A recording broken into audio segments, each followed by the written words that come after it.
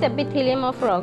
Squamous epithelium actually जो frog है उसकी स्किन में जो चिकना चिकना सा आपको नज़र आएगा जब भी आप फ्रॉग को देखेंगे, ऑब्जर्व करेंगे, तो वो जो एपिथेलियम है उसका, यानी जो स्किन की लेयर है वो स्क्वेमस एपिथेलियम कहलाती है। स्क्वेमस एपिथेलियम के कैरेक्टर्स देख लेते हैं। Squamous epithelium consist of flattened hexagonal cells. ये जो सेल्स आपको नज़र आ रहे हैं इनके देखें 6 खाने हैं।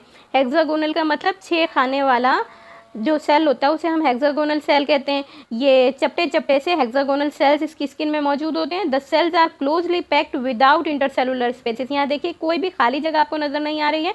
ये तमाम के तमाम सेल्स हैं और इनके बीच में कोई जगह मौजूद नहीं है, तो इंटरसेलुलर स्पेसेस प्रेजेंट नहीं होती हैं। अच्छा जी, cells are enclosed within cell membrane. तमाम सेल्स के आउटर साइड पर एक मेम्ब्रेन मौजूद होती है जिसे हम सेल मेम्ब्रेन कहते हैं। The cells have distinct nucleus. तमाम सेल्स के अंदर बड़ा बड़ा सा लार्ज न्यूक्लियस प्रेजेंट होता है जो कि वाज़ेह तौर पर नज़र आ रहा होता है।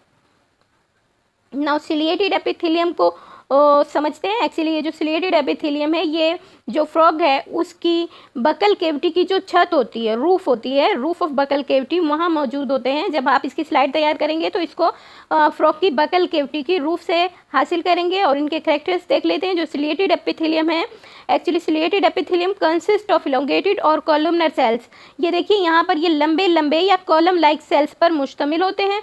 The cells are closely packed without intercellular spaces. यहाँ कोई इंटरसेलुलर स्पेसेस नज़र नहीं आ रही, यानी खाली जगह नहीं है, बल्कि तमाम सेल्स ही अरेंज हुए हुए हैं। इनके बीच में कुछ सेल्स इस तरह से अरेंज होते हैं कि उनके बीच में खाली जगह मौजूद होती हैं। यहाँ पर कोई खाली जगह मौजूद नहीं है। So without intercellular spaces having scattered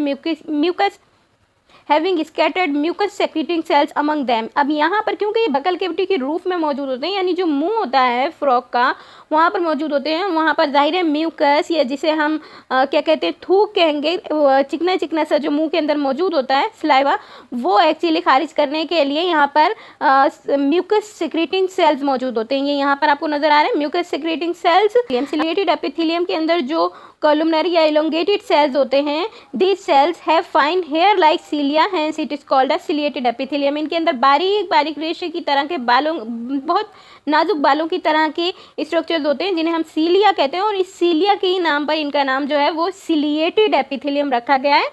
sales are enclosed within cell membrane. तमाम के तमाम सेल्स के बाहर की तरफ एक मेम्ब्रेन मौजूद होती है जिसे हम एक्चुअली सेल मेम्ब्रेन कहते हैं। The cells have distinct nucleus. इनके अंदर भी एक जो है लार्ज, हर सेल के अंदर एक लार्ज बड़ा सा न्यूक्लियस मौजूद होता है जो वाज़ेह तौर पर नजर आता है। वाज़ेह तौर पर नजर आता है तो उसे हम कहते हैं डिस्टिंक्ट न्यूक्लियस। अच्छा जी, blood of frog. Blood of frog जाहिर है फ्रॉग के जो ब्लड के सेल्स हैं उनके बारे में यहाँ डिस्कस करेंगे। सो ब्लड ऑफ फ्रॉग के जो कैरेक्टर्स हैं उनमें देखते हैं। एक्चुअली ब्लड जो है वो 2 हिस्सों पर मुश्तमिल होता है। Blood of frog consist of plasma and blood corpuscles. Plasma मौजूद होता है और कार्पसेल्स मौजूद होते हैं। अब ये प्लाज्मा क्या होता है? Actually plasma is liquid colourless part having blood clotting protein. तो ये तो लिक्विड कलरलेस पार्ट होता है जिसके अंदर खून को जमाने वाली ब्लड क्लोटिंग का मतलब है खून जमाने वाली जो प्रोटीन्स हैं वो मौजूद होती हैं, यानी प्लाज्मा का काम ब्लड क्लोटिंग के अंदर हेल्प करना है। एक्चुअली इसमें पानी मौजूद होता है।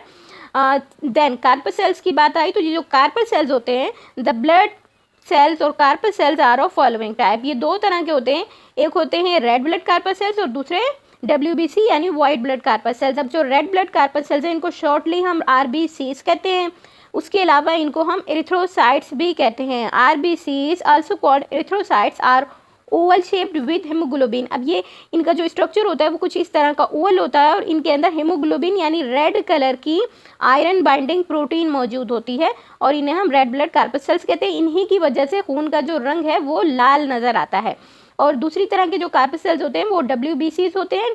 White blood corpuscles are also called leucocytes. इन्हें हम ल्यूकोसाइट्स भी कहते हैं।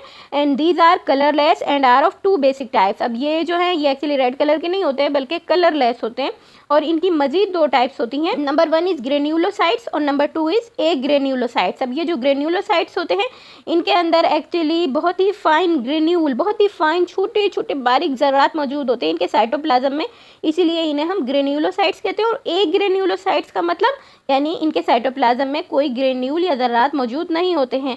थर्ड जो एक्चुअली ब्लड के अंदर कंपोनेंट मौजूद होता है वो होते हैं ब्लड प्लेटिलेट्स। अब ये प्लेटिलेट्स क्या होते हैं? ये छोटे छोटे टुकड़े होते हैं एक्चुअली खून के, जो कि खून को स्पेशली जमाने के अंदर हेल्प कर रहे होते हैं और इनकी जो मिकदार है वो एक्चुअली 1 माइक्रोलीटर के अंदर अबाउट 1,50,000 से लेकर तकरीबन जो है वो 4 लाख तक हो सकती है। और अगर ये इससे कम होते हैं तो फिर खून जमने में प्रॉब्लम होती है, और अगर कोई कट मरीज़ को लग जाए तो वो उसकी खून इस कदर बहे कि उसकी डेथ भी हो सकती है। तो जो ब्लड प्लेटलेट्स होते हैं इनकी कोई ख़ास शेप नहीं होती है, टुकड़ों टुकड़ों की शक्ल में कुछ इस तरह से नज़र आते हैं।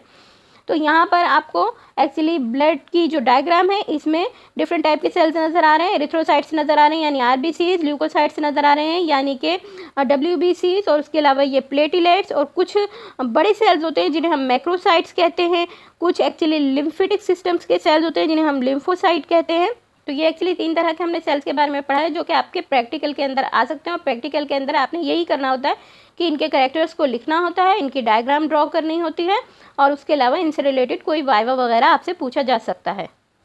साथ ही साथ मैंने आपको इनकी स्लाइड बनाने का तरीका भी बताया है कि किस तरह से आपने स्लाइड बनानी है, कि आपने जो एक्चुअली स्क्वेमस एपिथेलियम है उसे फ्रॉग की स्किन से हासिल करना है, और सिलिएटेड एपिथेलियम को आपने फ्रॉग की बकल कैविटी की रूफ से हासिल करना है। और ब्लड ऑफ फ्रॉग एक्चुअली आप फ्रॉग को जब कट करते हैं तो जो ब्लड निकलता है उसका 1 ड्रॉप लेकर और उसे एक्चुअली स्लाइड के ऊपर बिल्कुल किसी चीज़ से फैलाकर और उसकी स्लाइड तैयार कर सकते हो।